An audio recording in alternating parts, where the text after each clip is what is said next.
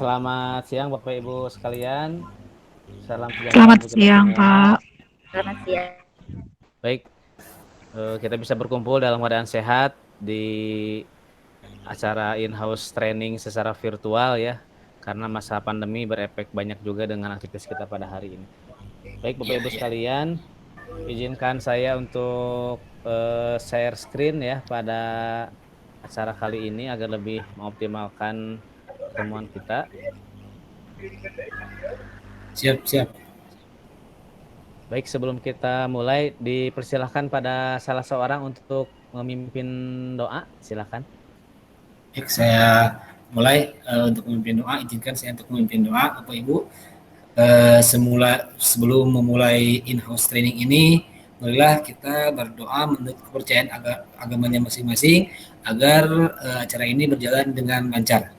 Berdoa dipersilakan.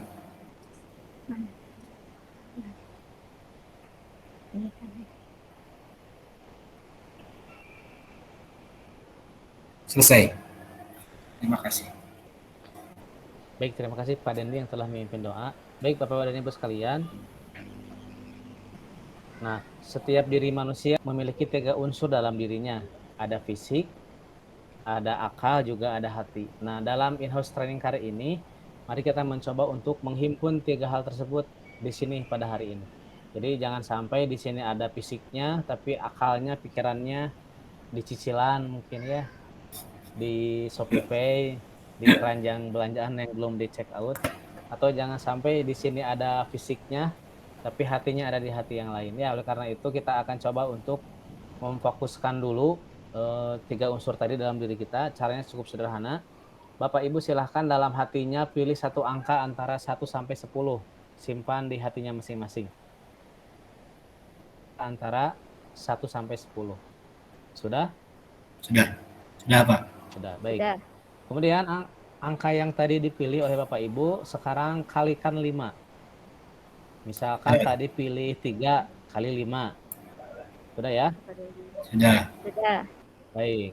Nah, berikutnya sekarang tambah angka yang dipilih. Misalkan tadi pertama pilih 3, berarti 3 dikali 5, sekarang tambah 3.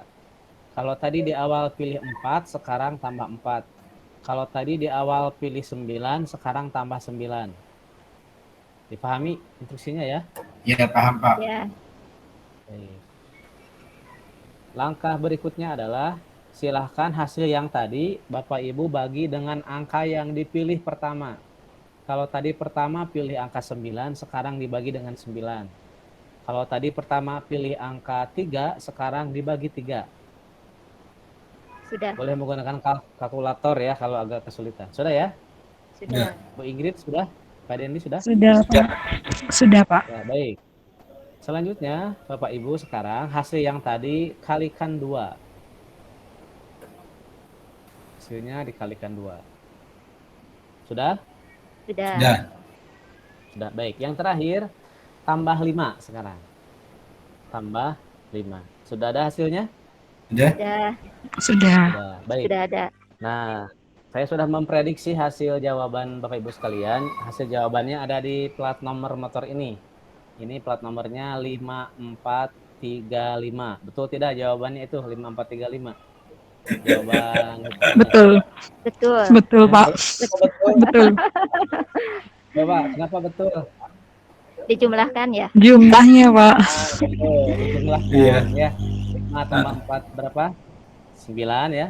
9. 9 tambah 3. 12. 12. 12 tambah 5. 17 ya. 12 tambah 5 berapa?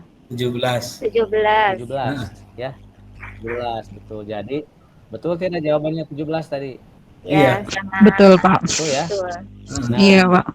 kalau Bapak Ibu fokus, betul, hasilnya akan 17. Maka Bapak Ibu berarti masih fokus mengikuti acara pada hari ini. Baik, Bapak Ibu sekalian. Nah, untuk memulai acara kita pada hari ini, silakan Bapak Ibu masuk ke browser ya. Kemudian klik di browsernya www.kahoot.it. Kuis di Kahoot ini untuk melihat bagaimana pemahaman awal dari Bapak Ibu sekalian. Silakan masukkan game pinnya 519.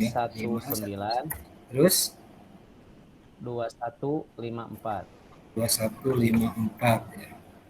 519 2154. 519 Oke. 2154. Silakan masukkan nama.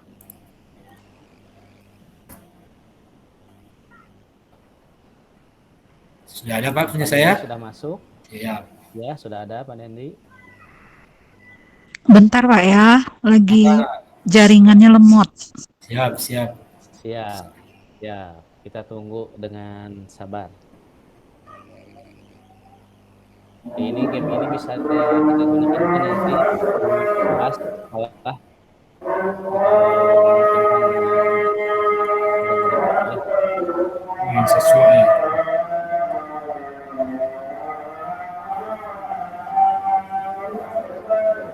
Baik. Bu Ingrid sudah bisa?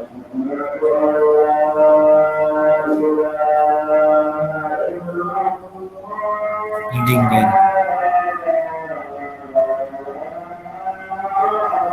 Nah, sudah ada. Siap, kita mulai saja ya. Siap, siap. Ya, kita mulai. Quiznya dimulai. Dalam 3, 2, 1. Baik, ada 5 soal. Soal pertama.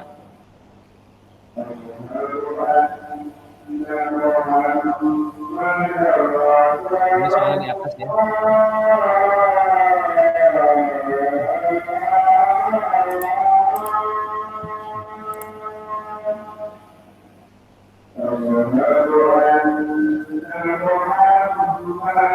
Baik.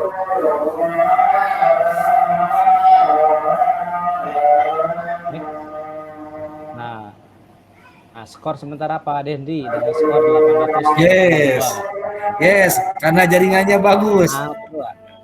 Jaringannya bagus. Soal nomor 2. Berikut yang bukan merupakan tujuan dilaksanakan sistem diagnostik non-kognitif adalah yang bukan ya, bukan merupakan tujuan diagnostik non-kognitif adalah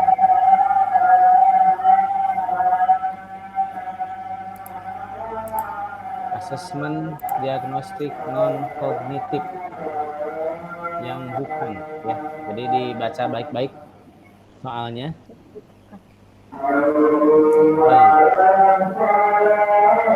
Yes, lagi. Bu Ingrid menyusul dengan skor 600 ya. Pak Dendi di 1500. Soal nomor 3.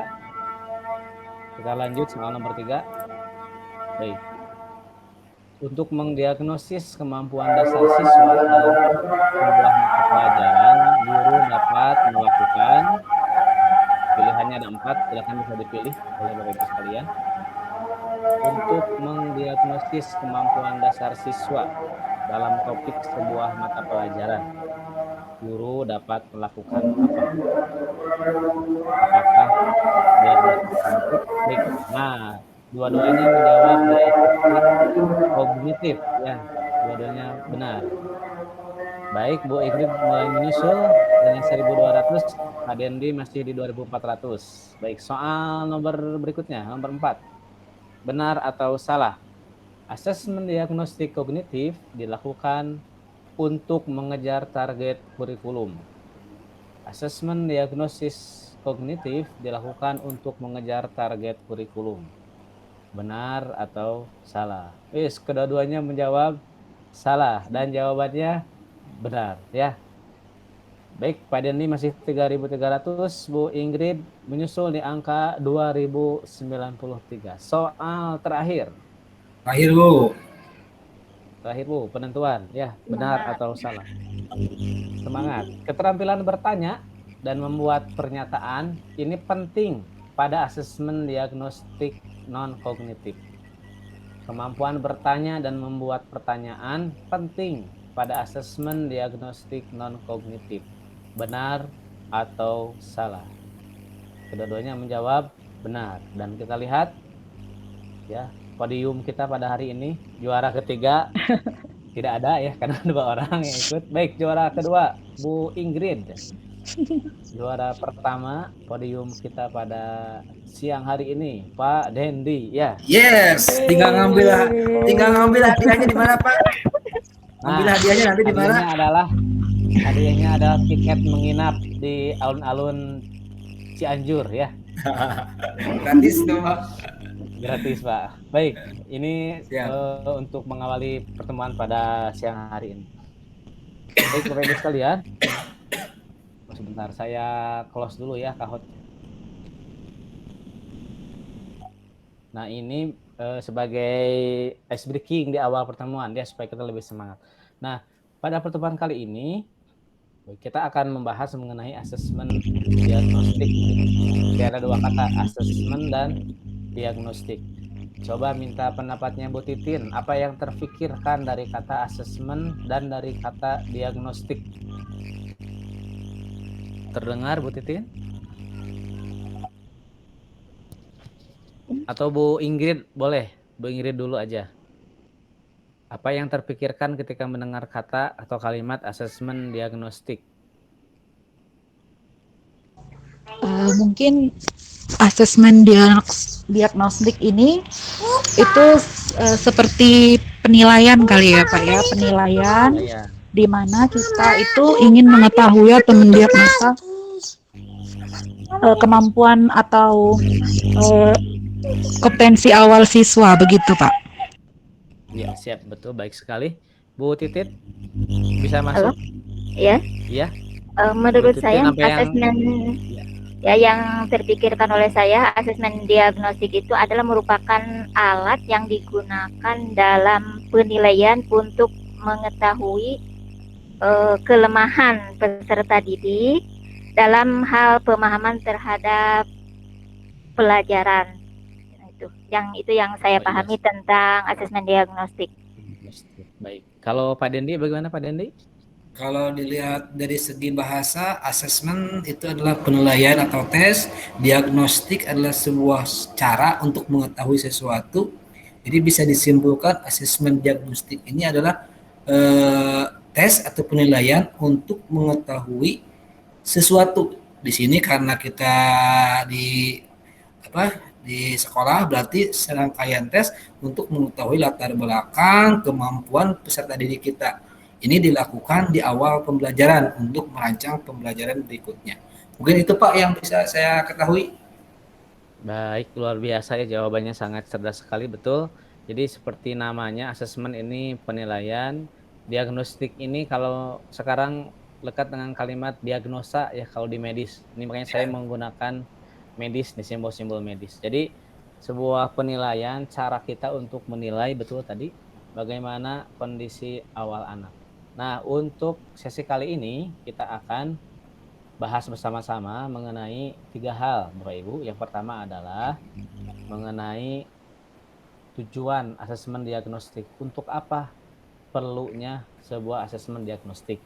Nah, yang kedua nanti kita juga akan sama-sama membahas sharing mengenai asesmen diagnostik non-kognitif dan asesmen diagnostik kognitif. Jadi nanti dibagi dua ya. Ada asesmen diagnostik non-kognitif, ada asesmen diagnostik kognitif. Kita mulai dari yang pertama dulu. Tujuan asesmen diagnostik. Baik, kira-kira untuk apa asesmen ini dilakukan? Tadi sudah mulai agak disinggung-singgung ya beberapa hal. Jadi asesmen diagnostik ini tadi betul oleh Bapak Ibu sudah disampaikan untuk mendiagnosis seperti namanya, mendiagnosis kemampuan dasar dan mengetahui kondisi awal peserta didik kita. Ini tujuan dari asesmen diagnosis. Jadi kita ingin tahu dulu nih, peserta didik yang akan kita belajar bersama itu bagaimana kemampuan dasarnya, bagaimana kondisinya. Nah, berikutnya kira-kira apa yang perlu kita ketahui dari peserta didik? Silakan, Bapak Ibu boleh berpendapat hal apa saja yang perlu kita ketahui dari peserta didik di awal proses pembelajaran. Silakan yang mau berpendapat. Saya Pak, pendapat. Ya, silakan Pak Dendi. Iya, Yang saya ketahui pertama adalah gaya belajar, ya, belajar. terus kemampuan awal kompetensinya, Iya. terus latar belakang mungkin itu yang bisa saya ketahui. Mungkin yang lain bisa menambahkan. latar belakang peserta didik gitu maksudnya ya? Iya, latar belakangnya. Iya. Baik, yang lain boleh Ibu Titin, Bu Ingrid menyampaikan apa yang perlu kita ketahui dari peserta didik di awal pembelajaran. Mengetahui sampai sejauh mana materi yang akan kita sampaikan oleh peserta didik, berarti otomatis harus mengingat kembali materi yang akan disampaikan. Kadang materi itu biasanya diambil dari materi sebelumnya. Nah itu. Oh, jadi kalau Ibu Titin lebih ke mengaitkan dengan materi sebelumnya mungkin ya? Iya, itu. Iya, baik. Ibu Ingrid Eh, apa yang ketahui? Ya. Sedikit menambahkan dari Pak Dendi dan Ibu Titin tadi, Pak. Jadi kita juga perlu mengetahui tentang gaya belajar siswa, emosional siswa, seperti itu, Pak. Baik, baik. Jadi betul sekali apa yang disampaikan oleh Bapak dan Ibu sekalian, ada beberapa hal yang perlu kita ketahui dari peserta didik. Ya, di antaranya ini kesejahteraan psikologis dan sosial emosi siswa. Ya, kita tahu bahwa anak datang ke sekolah itu bukan tanpa masalah, betul ya, pasti memiliki masalah di rumah. Ya, Dan masing-masing. dengan pulsa, betul sekali Pak Dendi, dengan pulsa, mungkin HP, belum kerjaan di rumah, berarti dia datang dengan masalah tersendiri. Yang kedua juga betul tadi oleh Pak Dendi disebutkan bagaimana mereka belajar di rumah. Apakah pulang sekolah langsung belajar atau langsung mungkin bekerja membantu orang tua dan lain sebagainya. Yang ketiga juga kondisi keluarga, yang ini juga perlu kita gali lebih dalam karena ini akan menopang bagaimana proses mereka belajar ke depan. Nah, yang berikutnya adalah latar belakang pergaulan. Tadi oleh Pak Denny sudah disinggung mengenai latar belakang siswa. Mereka dengan siapa bergaulnya, begitu. Ini mempengaruhi bagaimana mereka belajar.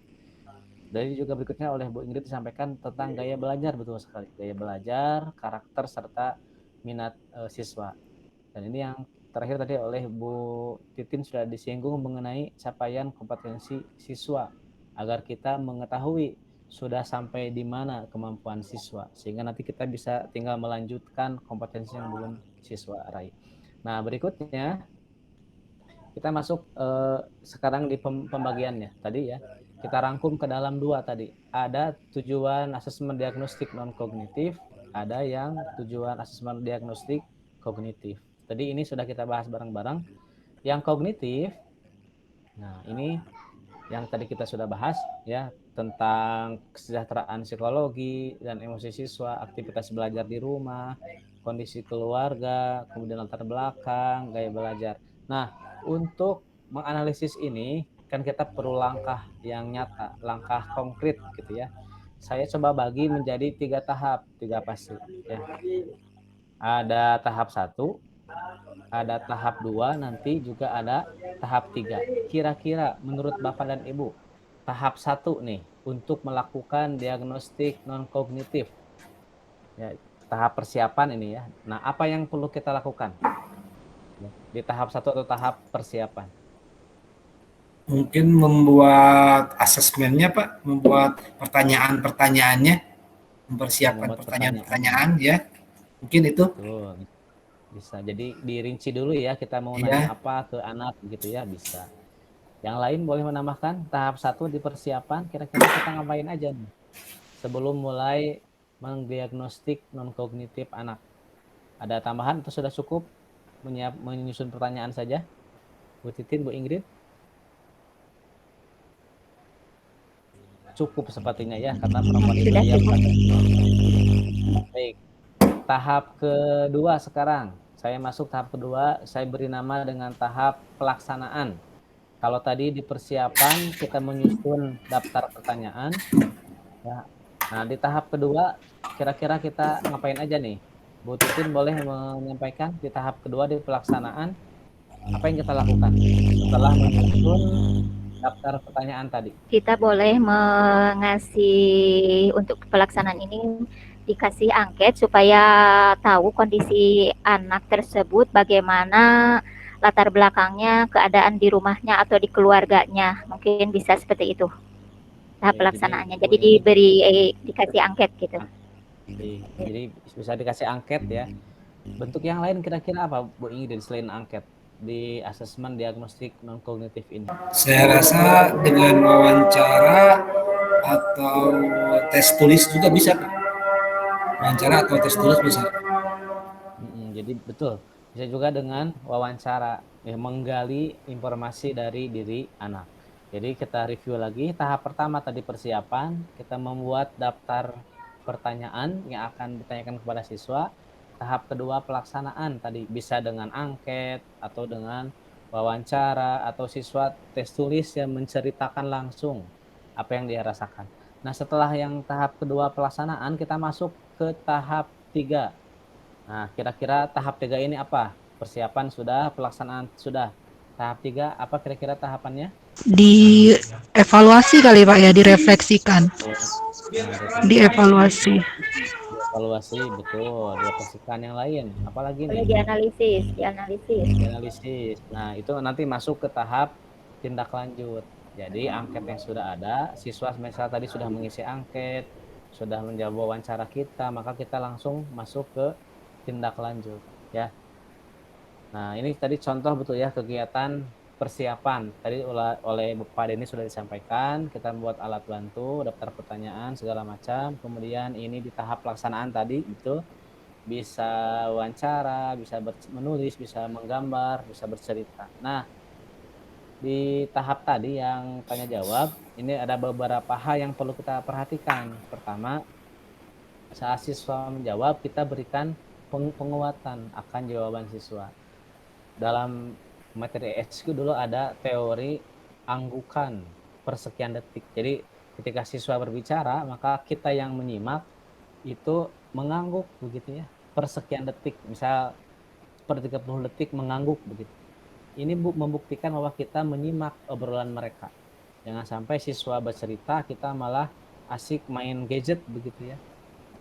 Nah, ini kan secara kepribadian tidak bagus. Maka ini bisa menjadi bentuk penguatan kita kepada anak-anak. Kemudian kita memperlihatkan sikap yang antusias begitu ya dengan apa yang siswa sampaikan. Kemudian ada memberikan pertanyaan lanjutan. Kita menggali lebih dalam apa yang siswa rasakan. Berikutnya saat siswa balik bertanya kepada kita, menanyakan kejelasan mungkin tentang masalah yang dihadapi, maka kita langsung menjawab. Ya, diusahakan langsung menjawab, kemudian membantu siswa untuk mengarahkan jawabannya sendiri. Jadi kita arahkan siswa untuk bisa menggali persoalan dalam dirinya. Kemudian yang ketiga, saat siswa menjawab pertanyaan, kita mengarahkan kembali pertanyaan. Jangan sampai nanti siswa menjawab pertanyaan yang tidak nyambung dengan yang kita tanyakan. Diusahakan tetap linier ya. Dan semacamnya. Berikutnya adalah kita masuk ke asesmen kognitif. Nah, kalau tadi di non kognitif kita menggali emosi, gaya belajar, latar belakang dan semacamnya, maka di asesmen diagnostik kognitif ini kita menggali mengenai capaian kompetensi siswa yang tadi oleh Bu Titin disampaikan ya. Bagaimana kompetensi yang sudah dia capai. Kemudian nanti tujuannya ini untuk menyesuaikan pembelajaran di kelas dengan kompetensi rata-rata siswa. Setelah didiagnosis, kita tahu nih di mana kompetensi siswa, maka kita kemudian bisa menyesuaikan pembelajaran. Yang ketiga, memberikan kelas remedial atau pelajaran tambahan pada siswa yang kompetensinya di bawah rata-rata. Ini menjadi tanggung jawab dari kita sebagai guru. Nah, sama dengan asesmen diagnostik non kognitif, di kognitif juga kita bagi menjadi 3 tahap seperti tadi, tahap persiapan, tahap pelaksanaan, dan tahap tindak lanjut. Ya. Secara umum sama tadi ya, persiapan kayak tadi membuat soal, pelaksanaan sama. Coba kalau tahap 2 pelaksanaan, kira-kira bentuknya bisa seperti apa? Baik Pak Dendi, kira-kira tahap 2 pelaksanaan nih, kita bisa bentuknya apa saja untuk Bisa yang sih kognitif? langsung melalui tes boleh, atau langsung ditanya ketika pembelajaran, sebelum pembelajaran ditanya kemampuan awalnya dengan beberapa pertanyaan. Saya rasa itu juga bisa dilaksanakan, Pak. Bisa ya. Nah, kira-kira ini dilaksanakan di fase mana? Apakah di pendahuluan, di inti, atau di penutup dalam pembelajaran? Ini di awal, Pak.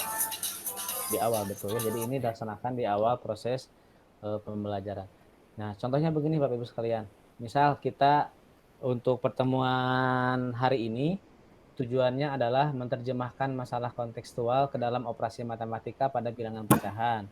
Yang kedua, menyelesaikan masalah kontekstual pada bilangan pecahan. Ini target kompetensi kita pada pertemuan ini. Nah, dan target kompetensi ini mensyaratkan ada kompetensi awal atau kompetensi prasyarat, yaitu menentukan hasil operasi aritmatika pada bilangan pecahan termasuk operasi campuran. Jadi, sebelum siswa belajar yang ini menggunakan konsep aritmatika untuk menyelesaikan masalah, siswa harus tahu dulu operasi aritmatika pada bilangan pecahan. Nah, maka materi yang ini, kompetensi yang ini, ya, kita bisa gunakan untuk asesmen diagnostik kognitif di awal pertemuan, seperti tadi kata Pak Dendi. Ya, jadi dari kompetensi ini menentukan hasil operasi aritmatika pada bilangan pecahan termasuk operasi campuran. Kita buat soal yang bisa ditanyakan kepada anak.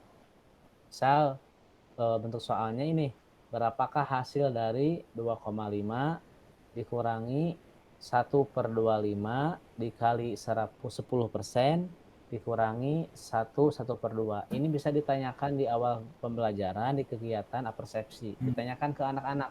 Bisa secara langsung atau ditulis di kertas. Nah, nanti ketika anak-anak menjawab, kita bisa tindak lanjuti dengan menyusun 3 kriteria nanti. Pertama ada kriteria paham utuh. Ini untuk siswa yang berhasil menjawab ini dengan benar, paham utuh. Kedua ada yang paham sebagian. Nah, kelompok ini adalah kelompok anak yang jawabannya salah, tapi prosesnya sudah agak benar. Jadi kesulitan misal di merubah persen, ini kan persen ya, ke pecahan, atau merubah pecahan campuran ke pecahan murni, itu paham sebagian. Ada kelompok ketiga, siswa yang tidak paham sama sekali. Jadi dia tidak bisa mengerjakan sama sekali. Maka kita bisa membuat 3 kelompok, paham utuh, paham sebagian, dan tidak paham sama sekali. Nah, nanti kita bisa membuat treatment untuk 3 kelompok ini. Ya, yang paham utuh kita bisa kasih langsung materi sesuai dengan tujuan pada hari tersebut. Untuk yang paham sebagian dan tidak paham, kita memberikan remedial teaching atau kita memberikan advokasi secara personal kepada siswa tersebut agar nanti dalam pembelajaran semua bisa mengikuti pembelajaran dengan luar biasa, dengan baik, dengan mencapai tujuan yang diharapkan. Inilah kira-kira gambaran dari asesmen diagnostik baik yang non kognitif maupun asesmen diagnostik yang kognitif. Sampai di sini dulu, ada yang mau di-sharingkan? Lanjut dulu Pak. Kalau yang lain kalau ada yang mau tanya. Dilanjut dulu, Pak. Jadi Bapak Ibu, pada intinya asesmen diagnostik ini adalah untuk mengetahui kemampuan awal siswa dan kondisi awal siswa seperti itu. Agar nanti kita bisa menyesuaikan proses pembelajaran kita dengan peserta didik. Jangan sampai kita mengajar siswa yang belum siap, belum selesai dengan dirinya. Maka disinilah pentingnya kita melakukan asesmen diagnostik. Untuk bahan bacaan nanti Bapak Ibu bisa melihat file yang saya bagikan nanti ya terkait dengan asesmen diagnostik ini. Bisa dipelajari lebih dalam. Bu Ingrid boleh mungkin menyampaikan terkait dengan 3 hal yang baru dipelajari dari asesmen diagnostik ini. Silakan Ibu. Yang baru saya pelajari ya Pak ya. Yang pertama itu tentang asesmen diagnostik ini itu terbagi menjadi 2. Ada yang kognitif, ada yang non kognitif gitu. Terus yang kedua yang baru saya pelajari itu ternyata yang non kognitif itu kita juga emang harus tahu tentang emosi siswa, latar belakang keluarga dan lain-lain. Itu yang kedua. Yang selama ini saya nggak tahu, yang saya tahu itu hanya yang kognitif karena kita fokus ke kompetensi siswa aja gitu. Ternyata enggak begitu Pak. Iya. Satu lagi tentang tujuan dari asesmen diagnostik non kognitif ini tadi. Ternyata memang penting untuk kelancaran proses pembelajaran selanjutnya, begitu Pak. Ya, terima kasih Bu Ingrid. Bu Titin boleh menyampaikan dua hal yang masih membingungkan dari asesmen diagnostik ini? Boleh Yang di-unmute dulu. ya, ada. Yang masih membingungkan. Iya, ada Bu, Ya. silakan. Menurut saya yang masih membingungkan ini di dalam dua hal yang masih membingungkan, diantaranya adalah mengenai keadaan anak atau siswa, bagaimana cara menyikapinya apabila misalkan punya permasalahan di keluarga. Itu yang pertama. Yang kedua mengenai teknis cara membuat pertanyaannya bagaimana supaya kita memudahkan komunikasi dengan anak tersebut supaya cepat ada solusinya. Nah, itu yang membingungkan. Siap, terima kasih Bu Titin. Pak Dendi, bisa disebutkan satu hal yang ingin dipelajari lebih dalam? Yang ingin saya pelajari lebih dalam lebih kepada langkah-langkah kita ketika kita menemukan anak-anak yang bermasalah, Pak. Seperti anak yang broken home. Itu sampai saat ini saya dan rekan-rekan di sini itu sangat kesulitan mengatasinya. Karena mereka udah benar-benar hilang semangat untuk belajar. Bahkan kerjasama dengan orang tua juga itu kadang-kadang sangat susah. Banyak orang tua yang mengeluh, saya mah sudah menyerah Pak, mangga mau dikeluarkan atau gimana juga. Itu Pak yang ingin saya pelajari, itu seperti apa langkah-langkah kita agar hal tersebut tidak terjadi. Mungkin itu Pak yang bisa saya sampaikan. Siap, baik. Terima kasih Bapak Ibu sekalian. Ini menjadi input baru untuk kita ya ke depan, bahwa kita akan coba menggali ini lebih dalam mengenai tadi mungkinnya lebih ke teknis, bagaimana mengatasi permasalahan anak yang broken home. Ini menjadi masalah hampir di semua sekolah seperti itu.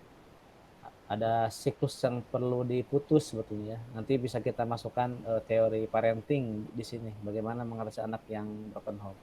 Kemudian terkait dengan untuk memperkuat ya, mempertajam pemahaman Bapak Ibu mengenai asesmen diagnostik ini, nanti silahkan dikerjakan LK-nya ya, lembar kerjanya, agar nanti bisa lebih paham dalam asesmen diagnostik ini. Ya, kita akan coba nanti kerjakan LK-nya oleh Bapak Ibu sekalian. Kita akan di pertemuan yang akan datang mempresentasikan hasil LK-nya masing-masing, sambil nanti kita tadi memperdalam apa yang ingin dipelajari tentang anak yang broken home. Untuk pertemuan kali ini saya rasa dicukupkan sekian. Mohon maaf atas semua salah dan hilaf, atas semua kekurangannya. Kita tutup dengan berdoa. Pak Dendi silakan dipimpin untuk berdoa kembali. Alhamdulillah in-house call saat ini bisa selesai. Terima kasih Pak Titin yang sudah memperkenalkan materinya. Terima kasih Bu Ingrid, Bu Titin yang sudah berpartisipasi agar pembelajaran ini bermakna. Mari kita tutup dengan doa dan kepercayaan masing-masing. Berdoa, dipersilakan.